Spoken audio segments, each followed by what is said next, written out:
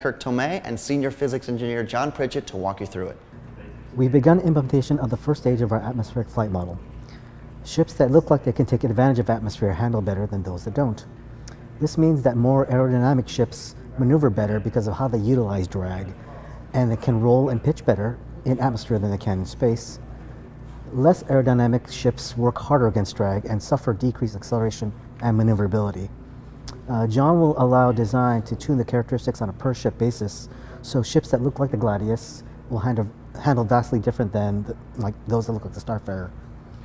Atmospheric density increases the closer you get to planetary surfaces and will include pockets of varying densities, so we'll have fluctuations such as wind and turbulence. Your ship's max safe speed decreases as atmospheric density increases, so you want to pay close attention to the velocity and altitude of your ship.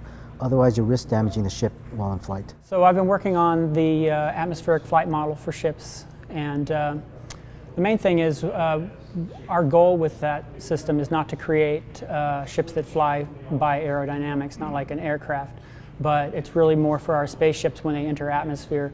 We want the flight model to take into account drag and at some point possibly lift, kind of change the way the ships feel in atmosphere. And so the first step for that was a way to calculate the cross-sectional area for the spaceship on all three of its main axes. So you got the front, side, and top. And that's largely what determines the amount of drag for a ship. I mean, that's going to be dynamically calculated, so if a ship blows a wing off or something, that's going to change not only the amount of surface area, but also where the drag force is being applied relative to the center of mass, which will create really interesting flight conditions. But every ship, based on its structure, some ships are going to be more aerodynamic, something like the Gladius, they're designed more like an aircraft.